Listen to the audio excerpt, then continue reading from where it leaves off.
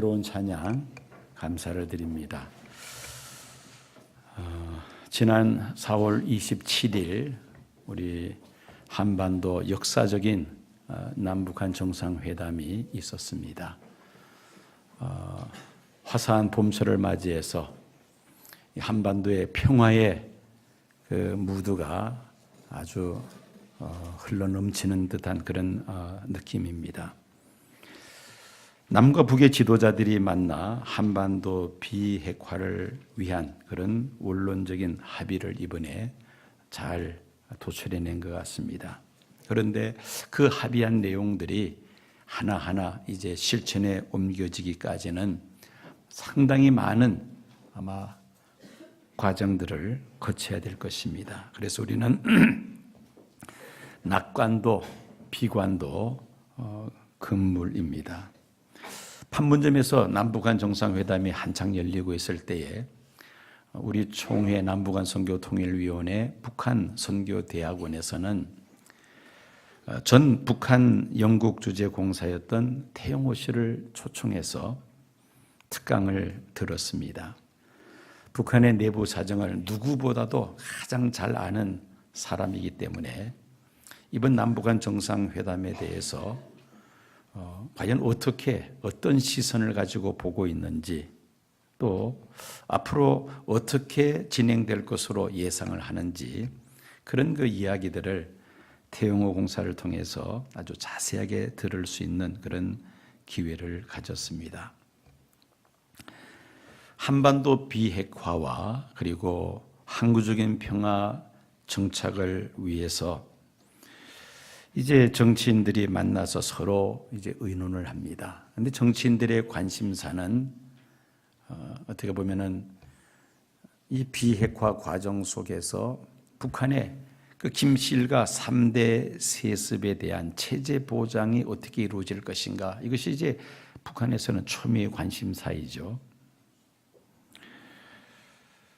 그런데 이 태영호 씨는 이 문제에 대해서 아주 일침을 놓는 그런 이야기를 했습니다. 사실 남한에서는 물론 이제 김일성 일가에 대한 체제 보장도 정치적으로 이제 배려가 돼야 되겠지만은 사실 더 큰 관심을 우리가 보여야 될 것은 북한 주민들이라는 것입니다. 북한 주민들의 인권과 삶의 질이 보장되어야 한다는 그런 이야기입니다. 이 태영호 공사의 주장은 이 문제를 해결할 수 있는 우리 남한의 가장 좋은 단체는 바로 기독교라는 것입니다. 이 사람은 기독교인이 아닙니다. 그러면서도 그런 이야기를 하는 것입니다. 탈북에서 중국을 거쳐서 대한민국으로 온 탈북자들의 숫자가 3만 명을 훨씬 넘었습니다. 그런데 그들 대다수는 중국에서 활동하고 있는 우리 한국 선교사들의 도움을 받아서 한국으로 온 사람들입니다.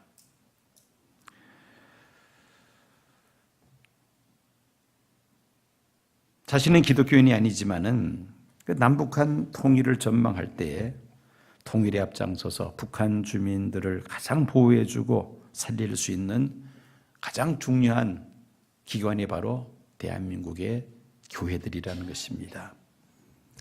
한국교회는 북한 주민들의 식량 문제를 도와주고 그들의 인권과 자유를 누리게 하는데 앞으로 우리가 기여를 해야 할 것입니다. 그런데 그와 함께 우리가 반드시 생각해야 될 것은 북한 주민들을 복음화하고 무너진 북한 교회들을 재건하는 이 일입니다. 북한 교회 재건으로 끝날 것이 아니라 더 한 걸음 나아가 세계 복음화를 위해서 이 남북한이 제사장 나라로서의 사명을 감당할 수 있다면 이보다 더 큰 영광이 어디에 있겠습니까? 인류 역사를 전쟁의 역사라고 말을 합니다. 인류 역사 이래 전쟁이 없었던 그런 시대는 없었습니다. 갈수록 나라와 민족과 종교 간의 갈등이 점점 더 심화되며 전쟁의 빈도가 더욱더 늘어나고 있습니다.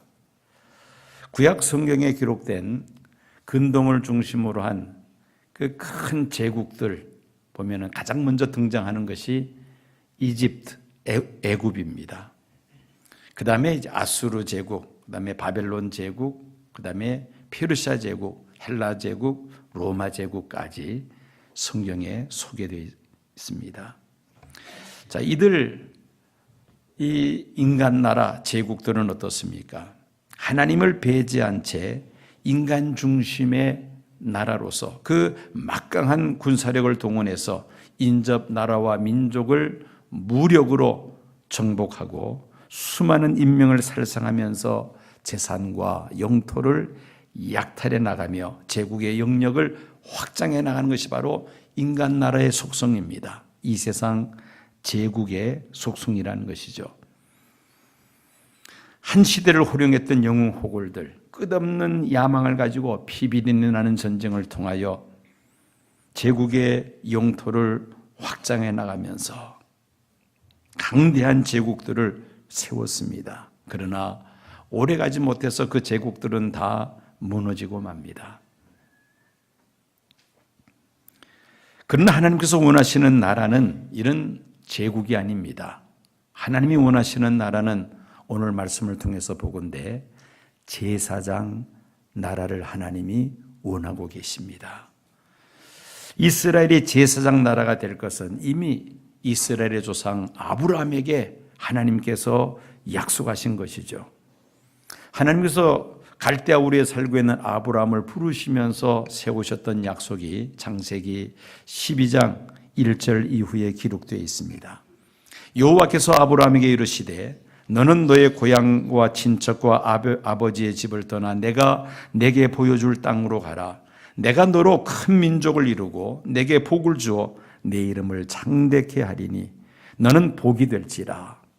너를 축복하는 자에게는 내가 복을 내리고 너를 저주하는 자에게는 내가 저주하리니 땅의 모든 족속이 너로 말미암아 복을 얻을 것이라 하신지라. 하나님은 아브라함을 통하여 땅의 모든 족속에게 복을 주실 것을 약속하셨습니다. 하나님께서 아브라함의 후손을 통해서 천하 만민으로 하여금 복을 얻게 하는 제사장 나라가 되게 하시겠다는 하나님의 약속입니다. 이것이 바로 인간 나라와 제사장 나라의 차이점입니다. 제국은 그 민족이 주인이 되어서 세상을 정부하고 지배하고자 한다면 제사장 나라는 하나님의 종된 백성들이 세계 모든 나라와 민족을 품고 하나님의 복을 전하는 축복의 통로가 되는 것이 바로 제사장 나라입니다. 하나님의 약속대로 아브라함의 손자인 야곱 때에 12명의 아들들을 허락해 주셨습니다. 그들을 통하여 이스라엘 민족 국가를 세우게 하십니다. 야곱의 아들 요셉이 애굽의 총리가 있을 때에 야곱의 그 가족 70명이 애굽의 비옥한 고센 땅으로 이주를 합니다. 애굽에서 430여 년 동안 머물면서 이 야곱의 자손들은 200~300만 명이나 되는 큰 민족으로 번성하게 됩니다. 그런데 문제가 생겼습니다. 애굽에서 이스라엘이 노예 생활을 하고 있을 때에 이스라엘 백성들이 자꾸 번식하니까 이 애굽의 바로 왕이 위기의식을 느낍니다. 이스라엘 사람들이 애굽 사람들보다 숫자가 더 많아져서 나라를 아마 뒤집게 될 것이다. 그런 위기의식을 가지게 됩니다. 그래서 이스라엘 사람들에게 아이를 낳지 못하도록 아주 고된 일을 시키죠. 여성들이 아기를 갖지 못하도록 이렇게 고된 일을 시킵니다. 그러나 그럴수록 이스라엘 자손은 더 번성합니다. 그래서 나중에는 이스라엘 가운데 남자아이가 태어나면은 나일강에 던져 죽게 하는 그런 아주 잔인한 그런 명령을 내리기까지 합니다. 이스라엘 백성들이 애굽의 바로 왕으로부터 그 학대를 받으면서 그제서야 비로소 하나님 앞에 부르짖어 기도하기 시작하죠. 하나님은 이스라엘의 부르짖는 기도를 들으시고 또 아브라함에게 세우셨던 약속, 제사장 나라가 되게 하시겠다는 그 약속을 하나님께서 이루십니다. 모세를 애굽으로 보내셔서 이스라엘을 애굽의 바로 왕으로부터 건져내게 하십니다. 오늘 본문은 그렇게 애굽에서 나온 이스라엘 백성들이 이제 3개월 후에 시내 광야에 도착을 합니다. 하나님은 모세를 시내 산으로 부르셔서 모세에게 말씀을 하십니다. 430년 동안 완전히 애굽화된 이스라엘 백성들, 그들이 제사장 나라의 백성이 되기 위해서 꼭 필요한 십계명을 위시한 하나님의 율법과 그리고 제사 제도를 모세에게 계시를 하십니다. 그 계시를 받고 모세가 내려와서 이스라엘 백성들에게 가르치고 또 성막을 만들죠. 이스라엘 백성들이 애굽에서 나올 때에 바로 가나안으로 들어간 것이 아니라 바로 이 광야로 나왔습니다. 광야는 사막입니다. 모래와 돌과 장렬하는 태양과 사나운 모래바람이 바로 전부입니다. 그들은 왜 애굽에서 나왔는지 목적 의식이 없는 사람들이 많았습니다. 그들은 어려운 일이 있을 때마다 모세와 아론을 향해서 불평하고 원망합니다. 왜 우리를 애굽에서 이끌어내어 이 사막에서 죽게 하느냐? 애굽에는 매장지가 없어서 이 사막으로 우리를 이끌어냈느냐? 애굽에서 주인의 상에서 떨어지는 고기 부스러기를 얻어먹으며 종살이할 때가 차라리 낫지 아니했는가? 애굽으로 돌아가자. 이스라엘은 힘이 들고 어려울 때마다 모세와 아론에게 불평하고 원망합니다. 그리고 애굽으로 돌아가자고 합니다. 하나님은 모세를 통하여 왜 이스라엘 백성들을 애굽에서 건져내셔서 광야로 인도하시는지 그 이유를 분명하게 말씀하십니다. 그 말씀이 바로 오늘 본문인 출애굽기 19장 말씀입니다. 5절 6절만 제가 다시 한번 읽겠습니다. 세계가 다 내게 속하였나니 너희가 내 말을 잘 듣고 내 언약을 지키면 너희는 모든 민족 중에서 내 소유가 되겠고 너희가 내게 대하여 제사장 나라가 되며 거룩한 백성이 되리라. 너는 이 말을 이스라엘 자손에게 전할지니라. 하나님께서 이스라엘 애굽에서 건져내신 목적은 그 이스라엘 백성들로 하여금 제사장 나라가 되게 하시겠다는 것입니다. 이스라엘이 가나안 땅에 이 제사장 나라를 세우기 위해서는 그들에게 반드시 필요한 훈련이 있었습니다. 그것이 바로 40년 동안의 광야 훈련이었죠. 애굽에서 오랫동안 종살이하면서 그들은 애굽의 다신교 문화에 완전히 몸이 배고 말았습니다. 머리끝부터 발끝까지 세상 말로 표현한다면 인간 개조 작업이 필요했던 것이죠. 철저한 훈련이 광야에서 시작이 되었던 것입니다. 이 광야는 최악의 상황이라고 말을 해도 과언이 아닙니다. 하나님의 도우심이 없이는 단 하루도 그들은 생존할 수 없습니다. 하늘에서 내리쬐는 사막의 뜨거운 그 태양광선, 하나님께서 무엇으로 막아주셨습니까? 구름 기둥으로 하나님께서 그늘을 만들어 주셔서 막아주십니다. 광야에서 먹을 음식을 구할 수 없습니다. 아무리 돈이 있어도 돈 주고 음식을 살 수 있는 곳이 광야는 없습니다. 그래서 새벽마다 하나님은 무엇을 내려주셨어요? 만나를 내려주셨죠. 밤에는 이 사막이 갑작스러운 기온차로 아주 거센 모래바람이 붑니다. 하룻밤 사이에 모래산이 여기서 저쪽으로 옮겨질 정도로 엄청난 모래바람이 붑니다.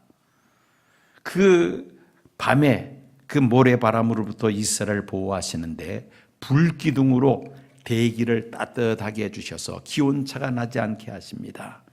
치밀하신 하나님의 그 섭리와 보호 속에서 40년 동안을 그들은 훈련을 받았던 것입니다. 그들의 훈련 속에서 늘 경험하는 것은 한순간도 하나님 없이는 살 수 없다는 것입니다. 40년 동안 그들은 뼈저리게 훈련을 받습니다. 그리고는 약속의 땅 가나안으로 그들이 들어가죠. 하나님의 거룩한 백성이요, 또 제사장 나라가 되기 위해서 그들은 이런 훈련이 필요했다는 것입니다. 카프만 부인이 쓴 광야의 셈이라는 책이 있습니다.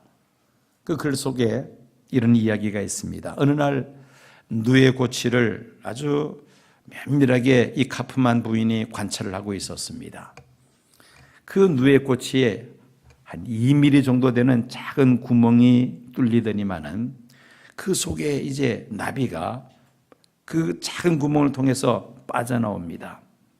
몸부림을 치면서 그 작은 구멍을 빠져나오는데 보다 못해 이 카프만 부인이 가위를 가지고 그 나비가 쉽게 빠져나오게 하려고 그 구멍을 좀 더 이렇게 벌려주었습니다. 그렇기 때문에 쉽게 나비가 그 고치 속에서 빠져나왔는데, 그런데 그 고치에서 빠져나온 지 얼마 안 돼서 그냥 죽어버리고 말더라는 것입니다. 왜 이런 일이 생길까? 이 카프만 부인이 좀 더 세밀하게 그 누에 고치를 관찰을 하는데, 그 작은 구멍에서 나비가 빠져나오면서 몸부림을 치면서 그 날개에 영양이 공급이 되고 그리고 근육이 생기더라는 것입니다. 그래서 나오자마자 날개짓을 하면서 공중을 날아다니는 그런 모습을 봅니다. 이 나비가 쉽게 빠져나오도록 도와주는 것이 오히려 나비를 해치는 결과가 되고 말았다는 것입니다. 하나님은 우리에게도 때로는 광야를 통과하게 하실 때가 있습니다. 그럴 때마다 우리는 왜 하나님께서 나에게 이런 고난을 허락하시는가 곰곰이 우리가 생각해 봐야 합니다. 대체적으로 그런 어려움이 다가오면 어떤 생각을 합니까? 재수가 없다. 예수 믿지 않을 때 그때 생각이 또다시 이제 되살아납니다. 재수가 없다. 운이 없다. 또 아니면은 하나님이 살아계시지 않는 것이 아닌가, 하나님께서 나를 사랑하시지 않는 것이 아닐까 의심도 합니다. 우리는 역경 속에서 하나님의 사랑과 하나님의 관심과 하나님의 능력이 함께 하신다는 것을 경험하게 되고, 또 한 걸음 더 나아가 하나님의 뜻을 우리가 찾게 됩니다. 하나님이 이스라엘 백성들 하여금 제사장 나라가 되게 하기 위해서 그 40년의 광야 생활의 연단이 있었다는 것입니다. 함석헌 선생, 이미 고인이 되었습니다마는 이분은 우리 민족의 5천년 역사를 이스라엘 역사와 비교하면서 설명을 하면서 두 나라가 너무나도 유사한 점이 많다는 그런 이야기를 합니다. 두 나라 다 이 순환의 역사 속에서 하나님의 크신 뜻이 있다는 것을 이 함석헌 선생은 발견을 합니다. 왜 이스라엘이 그토록 많은 고난을 겪었는가? 하나님께서 쓰시기 위함이라는 것이죠. 왜 한국이 지난 5천년 역사 속에서 왜 이렇게 많은 고난이 있었을까? 역시 하나님께서 한국을 쓰시기 위함이라는 것입니다. 한국과 이스라엘은 많은 유사점들이 있습니다. 먼저 지리적으로 강대국들의 틈바구니 속에서 늘 강대국으로부터 괴롭힘을 당합니다. 이스라엘은 북쪽은 바벨론 제국, 남쪽은 애굽 제국이 위치하고 있었죠. 그래서 그 두 제국의 어떻게 보면은 교통로와 같은 이 가나안 땅에서 얼마나 많이 시달립니까? 우리 또 한반도는 어떻습니까? 역시 마찬가지로 강대국들의 틈새에서 수많은 침략과 약탈을 받았습니다. 북으로는 중국과 러시아가, 또 남쪽으로는 일본이, 그리고 동쪽으로는 태평양을 건너서 미국이 위치하고 있습니다. 때로는 주권을 완전히 빼앗겨 식민 지배를 받는 쓰라린 아픔의 역사도 있었습니다. 이스라엘과 한국의 한반도의 또 공통점은 남북으로 나라가 나뉘어졌다는 것입니다. 솔로몬 왕이 죽은 다음에 북이스라엘과 남유다 왕국으로 나라가 둘로 나뉘어지죠. 우리나라도 8.15 해방 후에 남과 북으로 나라가 갈라져 버리고 말았습니다. 팽팽한 긴장 속에서 살아갑니다. 왜 하나님께서 이스라엘에게 주변 나라를 통하여 고난을 겪게 하셨습니까? 그 이유는 고난을 통하여 하나님의 백성들을 훈련시키시고 정결케 하셔서 하나님께서 쓰시는 제사장 나라 삼으시기 위함이었습니다. 이스라엘이 세계 많은 나라 앞에서 제사장 나라가 된다는 것은 무엇을 의미합니까? 하나님과 세상 열국과의 관계의 중보자 역할을 이스라엘이 담당해야 한다는 것입니다. 하나님은 아브라함 가정을 선택하셔서 가나안으로 이주시키시고 그 아브라함의 자손으로 하여금 이스라엘 민족 국가를 세우게 하십니다. 그들에게 율법과 제사 제도를 주셔서 그들을 거룩하게 하시고 그리고는 온 천하 열방을 이스라엘을 통하여 경건한 나라를 세우시는, 즉 제사장 나라가 되게 하시는 것이 이스라엘을 선택하신 하나님의 섭리였습니다. 하나님은 아브라함에게 세우신 언약대로 유다 집과 다윗의 자손을 통해서 예수 그리스도께서 세상에 오셨습니다. 그런데 이 메시아 되시는 예수님 십자가에 달려 돌아가십니다. 이유는 우리의 죄를 대속하시기 위함이었습니다.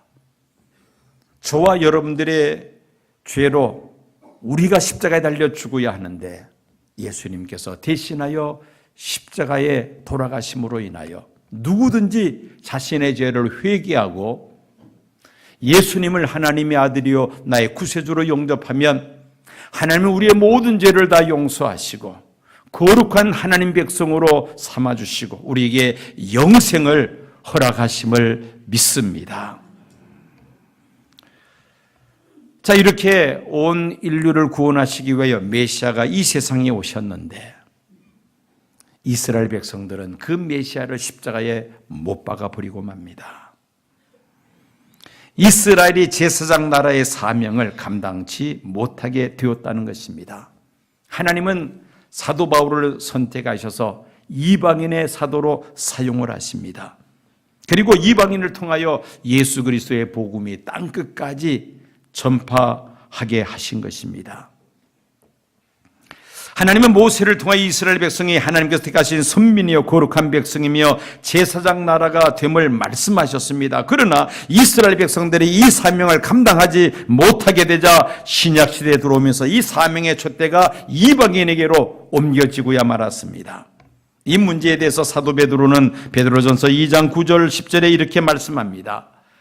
그러나 너희는 택하신 족속이요 왕같은 제사장이요 거룩한 나라요 그의 소유가 된 백성이니 이는 너희를 어두운 데서 불러내어 그의 기이한 빛에 들어가게 하신 이의 아름다운 덕을 선포하게 하려 하심이라. 너희가 전에는 백성이 아니었더니 이제는 하나님의 백성이요 전에는 국류를 얻지 못하였더니 이제는 국류를 얻은 자니라. 베드로가 이 말씀을 누구에게 쓰고 있느냐면은 터키에 있는 예수 믿는 이방인들에게 이 편지를 쓰고 있습니다. 이제는 너희들이 제사장이라는 것입니다. 유태인들이 이스라엘이 예수 그리스도를 십자가에 못 박음으로 인하여 이제는 제사장 나라의 사명이 이방인에게로 옮겨졌다는 것입니다.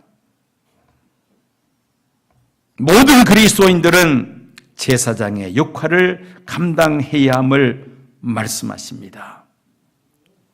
이제 신약 시대에 들어와서 제사장 나라의 그 역할을 각 시대마다 이렇게 담당하게 됩니다. 예수 그리스도의 복음이 예루살렘에서 시작이 되었습니다. 터키를 거쳐서 유럽으로 전파가 되죠. 그래서 유럽의 많은 나라들이 기독교 국가들이 됩니다. 그 유럽의 국가들이 제사장 나라가 됩니다. 그러다가 이제 영국이 해가 지지 않는 나라로 전 세계를 제패하고 있는 시대에 영국이 제사장 나라로 쓰임을 받죠. 그래서 전 세계로 영국에서 선교사들을 파송합니다. 그러다가 그 영국의 청교도들이 신앙의 자유를 찾아 아메리카 신대륙 미국으로 이주를 하죠. 제사장 나라의 사명이 미국으로 옮겨집니다. 그래서 미국을 통해서 수많은 선교사들이 전 세계로 파송이 되죠. 우리나라도 미국 선교사들의 많은 영향을 받은 나라입니다. 더불어 카나다와 호주가 또 제사장 나라의 사명을 미국과 함께 감당합니다. 우리 한국에 복음이 들어온 지 불과 얼마 되지 않았습니다마는 전 세계 수만 명의 선교사들을 파송했습니다. 여러분, 그 바깥 현관에 큰 게시판에 세계 지도가 있고 거기에 우리 교단에서 대한예수교 장로회 통합에서 파송한 그 선교사들이 어디에 몇 가정이나 파송되었는지를 지도를 보면 여러분들이 아실 수가 있습니다. 약 2,000명에 가까운 많은 선교사들을 우리 교단에서 파송을 했습니다. 이 시대에 대한민국이 제사장 나라의 사명을 지금 열심히 감당하고 있다는 말입니다. 물론 우리 대한민국만 하는 것이 아닙니다. 많은 나라들이, 미국도 지금 계속해서 제사장 나라의 사명을 감당하고 있습니다. 지금 제사장 나라가 되기 위해서 열심히 복음의 불이 붙는 나라들이 있습니다. 동남아시아에서는 중국과 인도네시아입니다. 빠른 속도로 이제 복음이 확산되고 있으며 이제 곧 그들이 제사장 나라의 사명을 또 감당하게 될 것으로 지금 예상하고 있습니다. 이번 남북한 정상회담에서 발표된 판문점 선언으로 곧 남북한이 통일될 것처럼 우리가 마음이 들떠서는 안 될 것입니다. 한반도 완전한 비핵화와 항구적인 평화 정착을 위해서 가야 할 길은 너무나도 멀고 험난합니다. 첩첩산중과 같습니다. 앞으로 남북 간 또 미국, 중국, 일본, 러시아와의 지속적인 회담들을 아마 계속해서 거쳐야만 합니다. 우리는 이 문제를 놓고 끊임없이 사람의 나를 다스리시는 지극히 높으신 하나님께 기도해야 할 줄로 믿습니다. 그리고 우리가 기도할 때에 무엇을 위한 한반도 평화 통일인가? 이것을 분명히 해야만 합니다. 목적의식이 분명해야 된다는 것이죠. 이스라엘이 애굽에서 해방되어 나왔습니다만 그들이 무엇을 위해서 하나님께서 그들을 애굽에서 해방시키셨는지 그 이유를 모르는 사람들이 대다수였습니다. 그래서 하나님은 모세를 통하여 오늘 말씀을 보니까 이스라엘로 하여금 제사장 나라가 되게 하시기 위하여 애굽에서 건져내셨음을 분명하게 말씀하셨습니다. 우리도 이 한반도 통일 문제를 놓고 기도할 때에 그저 평화 통일이 되어서 이제는 전쟁의 위험 없이 그저 잘 먹고 잘 살고 그렇게 평안한 나라가 되기만을 소원한다면은 하나님이 보시는 선에서는 뭔가 부족한 기도가 아닐까 생각을 합니다. 물론 또 그렇게 우리가 돼야 되겠습니다만은 그것으로 그쳐서는 안 됩니다. 하나님, 이제 한반도에 핵무기가 제거가 되고 평화 통일이 되어서 북녘 땅에 있는 우리 동포들 저들에게 복음을 전하여 과거의 동방의 예루살렘이라고 불려졌던 저 북녘 땅에 다시 교회가 재건되게 해 주십시오. 그리고 남한과 북한이 하나가 되어서 이 마지막 때에 제사장 나라로서 땅끝까지 복음을 전파하는 이 민족이 되게 해 주십시오. 거기까지 우리가 놓고 하나님 앞에 기도해야 되지 않겠습니까? 또 그런 기도를 하나님께서 기뻐하실 줄로 믿습니다. 그래서 오늘 설교 제목이 무엇입니까? 제사장 나라 되게 하소서. 한번 따라 하시겠습니까? 제사장 나라가 되게 하소서. 단순히 평화 통일만을 위해서 기도할 것이 아니라 거기에 더 한 단계 들어가 하나님, 이 민족, 이 나라가 제사장 나라 되게 하옵소서. 하나님 앞에 우리가 쉬지 않고 기도할 때에 우리의 기도를 들으시고 하나님께서 가장 좋은 길로 인도해 주실 줄로 믿습니다.